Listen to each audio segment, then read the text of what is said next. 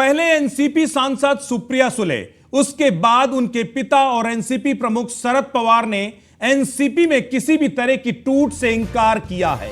अजीत पवार के बारे में शरद पवार ने बारामती में कहा कि वो हमारे नेता हैं, पार्टी में किसी तरह का विभाजन नहीं हुआ है। लोकतंत्र में पार्टी के नेता अलग रुख अपना सकते हैं। अजीत पवार ने अलग रुख अपनाया है जिसे विभाजन नहीं कहा जा सकता। गुरुवार को शरद पवार की बेटी सुप्रिया सुले ने भी हूबहू ऐसी ही प्रतिक्रिया दी। दोनों के बयानों की स्क्रिप्ट अचानक एक जैसी हो गई। कल माना जा रहा है कि 31 अगस्त को इंडिया गठबंधन की मुंबई में बैठक होनी है और कहीं ना कहीं शरद पवार गठबंधन में एक मजबूत स्थिति चाहते हैं।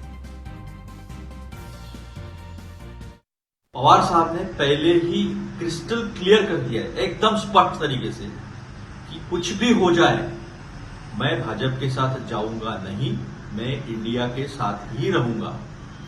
इसी से ऐसा लगता है कि अगर ऐसा स्टेटमेंट शरद पवार साहब ने किया है और अजीत दादा और उनके सारे मंत्री बार बार जाकर पैर छूकर आ रहे हैं, तो कुछ तो भाजपा को सबक मिलने वाला है। इसके पहले भी एक बार मिल चुका है। महाराष्ट्र के मैतेई में हिंदू समाज ने मुंबई के आजाद मैदान में विरोध प्रदर्शन किया है। आपको बता दें कि मणिपुर में 3 मई 2023 से शुरू हुआ संकट बेहद भयानक है और लोग इस स्थिति में डरे हुए हैं। यहां जो भी अराजकता हुई है उसे खत्म करने के लिए मुख्यमंत्री एन बीरेन सिंह की सरकार पूरी क्षमता से प्रयास कर रही है।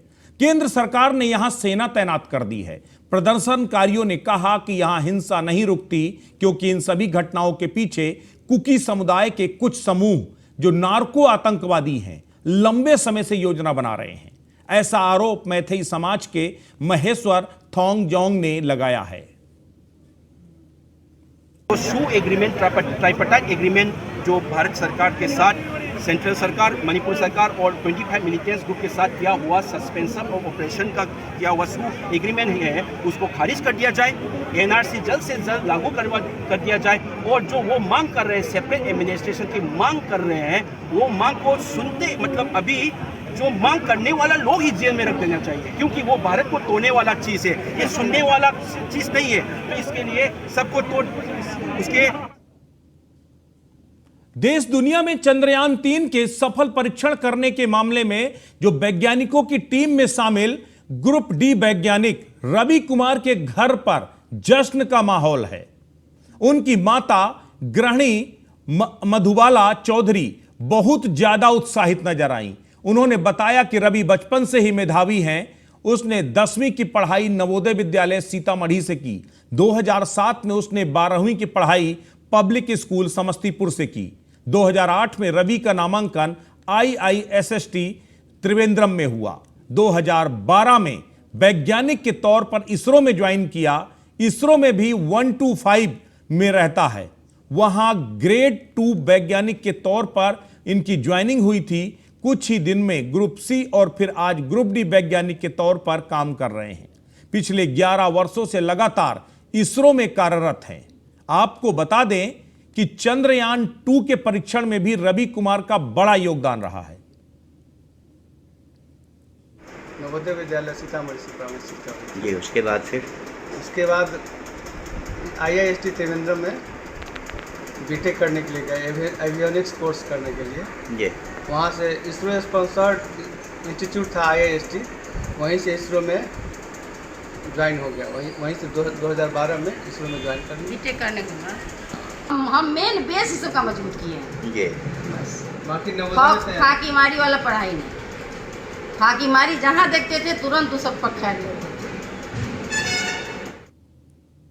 अगले साल होने वाले लोकसभा चुनावों के लिए तैयारी जारी है। विपक्षी एकता की 2 बैठक हो चुकी हैं और अब मुंबई में तीसरी बैठक होने वाली है। ऐसी चर्चा है कि कई राज्यों में अलग अलग संयोजक बनाए जा सकते हैं। मीडिया से बातचीत करते हुए ऐसी चर्चाओं पर सीएम नीतीश कुमार ने विराम लगा दिया।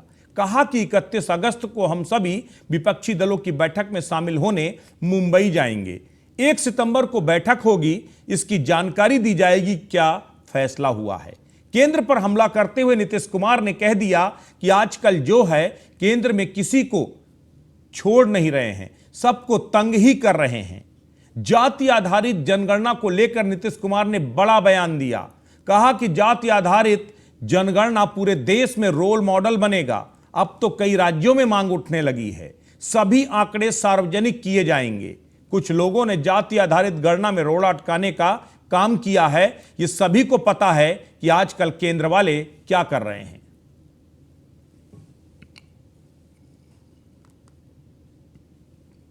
खबर बिहार के मधुबनी से है, जहां नेपाल और तराई के इलाकों में हो रही बारिश के कारण एक बार फिर जयनगर में कमला नदी का जलस्तर बढ़ गया। नदियों के जलस्तर में लगातार वृद्धि देखी जा रही है। प्रशासन के मुताबिक नदी के जलस्तर में जो छलांग है वो जारी है। जलस्तर के बढ़ने से कमला नदी से सटे हुए कई पंचायतों में पानी घुसने से लोगों में दहशत का माहौल बना है। बता दें कि कमला नदी के जलस्तर बढ़ने और मौसम विभाग द्वारा भारी बारिश की चेतावनी से लोगों में बाढ़ की चिंता सताने लगी है।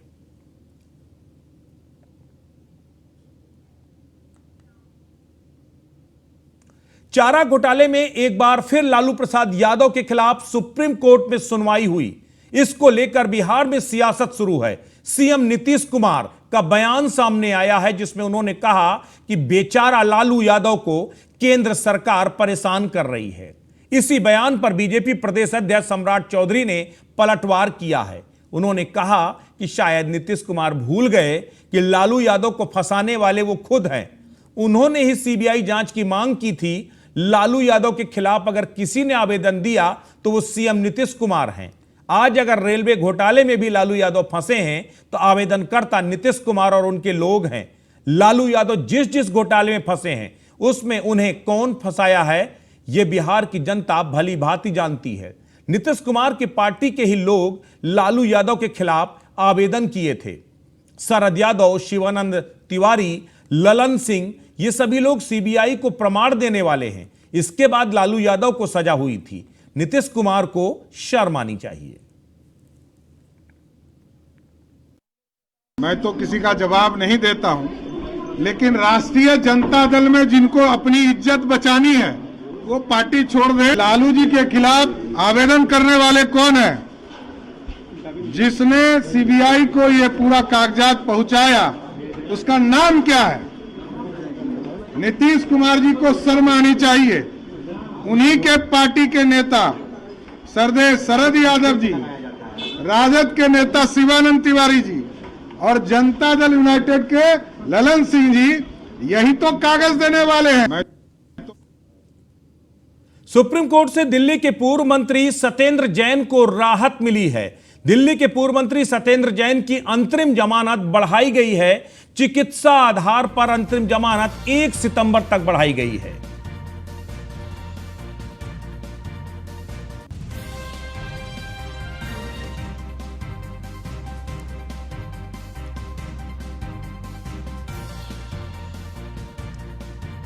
और इस वक्त इसी खबर पर ज्यादा जानकारी के लिए हमारे साथ जुड़ रहे हैं हमारे संवाददाता पीयूष तिवारी। पीयूष, सत्येंद्र जैन को बड़ी राहत है, उनकी अंतरिम जमानत बढ़ाई गई है। क्या सुप्रीम कोर्ट ने इसको लेकर आदेश दिए हैं? बिल्कुल, अगर हम बात करें तो निश्चित रूप से जो पूर्व मंत्री सत्येंद्र जैन की अंतरिम जमानत 1 सितंबर तक बढ़ाई गई है और कोर्ट ने मेडिकल आधार पर चूंकि अंतरिम जमानत बढ़ाई है, इसके साथ ही अब 1 सितंबर को नियमित जमानत अर्जी पर सुप्रीम कोर्ट सुनवाई करेगा। चूंकि आपने देखा कि किस तरीके से सीबीआई ने अंतरिम जमानत बढ़ाने का सीधे तौर पे सुप्रीम कोर्ट में विरोध किया था, लेकिन फिलहाल भी सत्येंद्र जैन अंतरिम जमानत पर है और अंतरिम जमानत की अवधि खत्म होने के बाद कहीं न कहीं ये अवधि बढ़ाई जाए या नहीं बढ़ाई जाए, इसको लेकर सुप्रीम कोर्ट आज सुनवाई कर रहा था।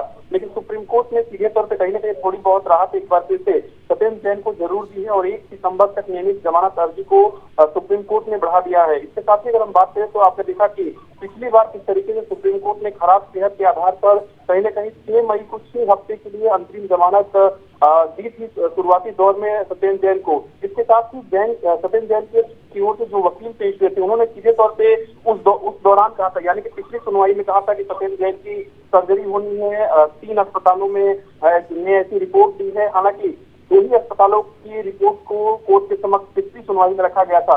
आज क्योंकि यही हवाला दिया गया है कि उनका जो इलाज है वो चल रहा है, ऐसे में थोड़ा वक्त और चाहिए। तो सुप्रीम कोर्ट ने थोड़ी बहुत राहत जरूर दी है, 1 दिसंबर तक के लिए जमानत। पीयूष, फिलहाल सत्येंद्र जैन अभी अस्पताल में ही भर्ती हैं। देखिए, अगर हम बात करें तो सत्येंद्र जैन का चूंकि इलाज चल रहा है और लगातार वो घर पर भी रह रहे हैं, और जब जरूरत पड़ रही है तो उन्हें अस्पताल में लेकर जाया जा रहा है। तो निश्चित रूप से डॉक्टरों की निगरानी में उनका इलाज चल रहा है। थोड़ा बहुत उनके इलाज स्वास्थ्य में कहीं ना कहीं सुधार जरूर हुआ है, लेकिन चूंकि अभी भी डॉक्टर कह रहे हैं कि अभी सत्येंद्र जैन को आराम। अब वक्त है एक छोटे से ब्रेक का, और ब्रेक के बाद खबरों का सिलसिला लगातार जारी रहेगा। ब्रेक के बाद आपका एक बार फिर स्वागत है। यूपी में मिशन 80 का टारगेट लेकर चल रही बीजेपी अब बूथ लेवल को टॉप लेवल से जोड़ने की तैयारी में है, यानी शीर्ष नेतृत्व अब सीधे बूथ से कनेक्ट होगा। जाहिर है बीजेपी अगर ऐसा करने में कामयाब रही तो यकीन मानिए चुनाव का पूरा नक्शा ही बदल जाएगा, क्योंकि शीर्ष नेतृत्व से बूथ की दूरी अगर खत्म होगी तो न केवल पार्टी कार्यकर्ताओं में नया जोश जागेगा, बल्कि शीर्ष नेतृत्व को भी पार्टी से जुड़ी हर छोटी से छोटी गतिविधि की जानकारी मिलेगी। सवाल उठता है कि बीजेपी की ताजा रणनीति विपक्ष का चक्रव्यूह भेदने के लिए काफी है क्या? एक रिपोर्ट देखिए। मिशन 80 के लक्ष्य के लिए बीजेपी का सीक्रेट प्लान।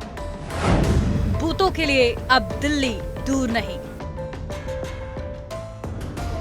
जी हां, बीजेपी का यही वो मेगा प्लान और सीक्रेट प्लान है जो 2024 के चुनाव में विपक्ष के लिए सबसे बड़ी चुनौती बनने वाला है।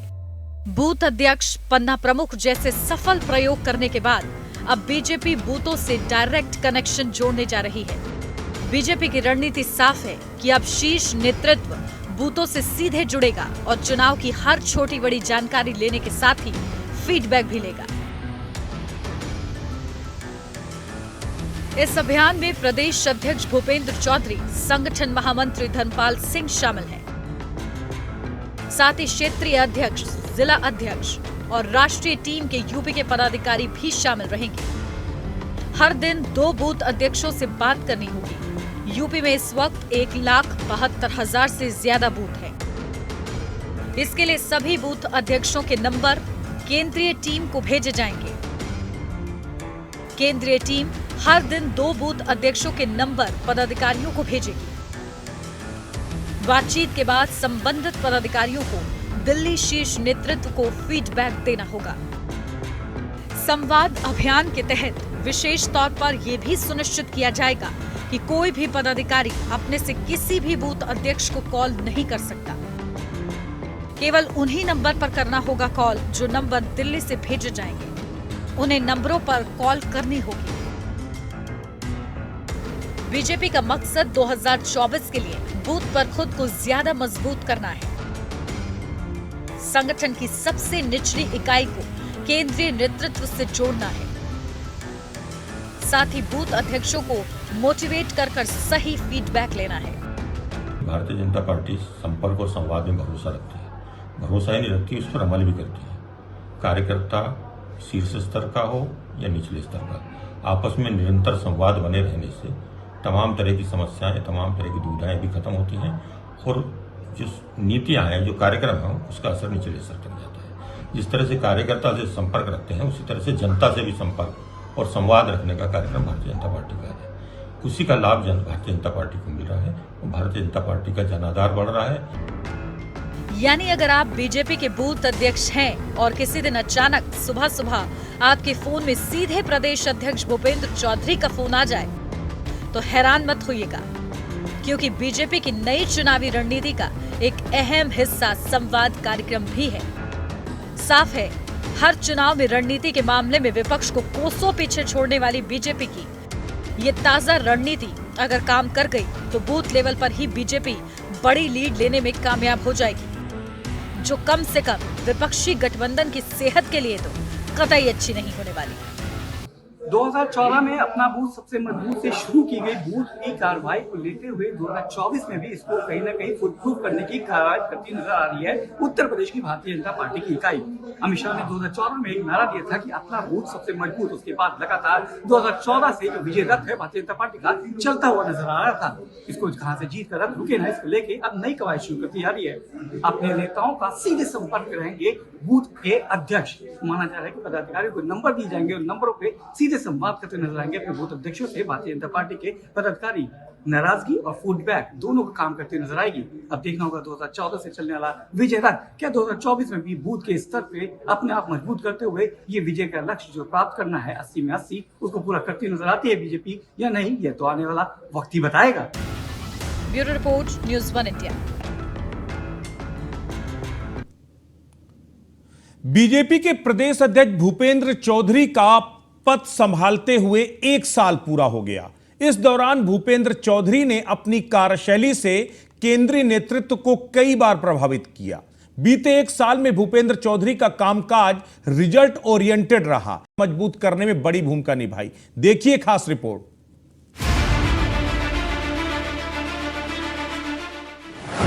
बीजेपी के चौधरी का 1 साल, रामपुर से लेकर निकाय तक कमाल, सरकार और संगठन में मजबूत तालमेल।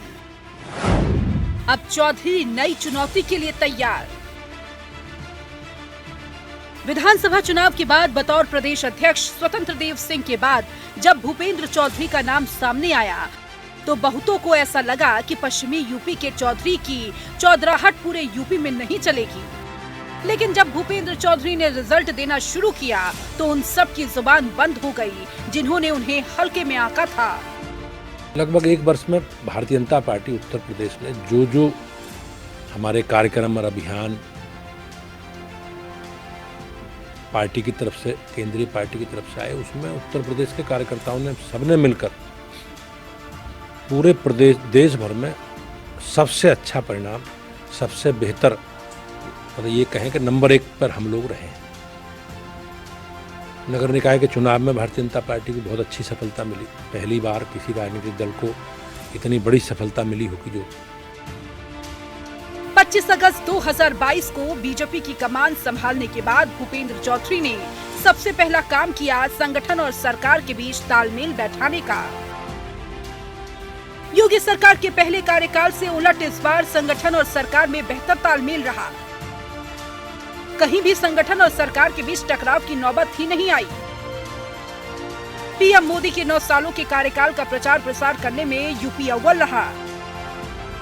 इसका श्रेय भी भूपेंद्र चौधरी की कार्यशैली को जाता है। प्रदेश अध्यक्ष बनने के बाद पहली चुनौती रही लखीमपुर की गोला गोकर्णनाथ की सीट, जहां उपचुनाव में बीजेपी प्रत्याशी अमन गिरी को जीत मिली। 2022 के आखिरी में मैनपुरी लोकसभा सीट के साथ रामपुर और खतौली विधानसभा सीट पर उपचुनाव हुआ। इसमें बीजेपी को मैनपुरी और खुद की जीती हुई सीट खतौली में हार भले ही मिली, लेकिन पहली बार रामपुर में बीजेपी ने आजम खां के किले को ध्वस्त करते हुए जीत हासिल किया। 1 साल के छोटे से इस बुलेटिन में बस इतना ही और इसके बाद भी खबरों का सिलसिला लगातार जारी रहेगा। नमस्कार।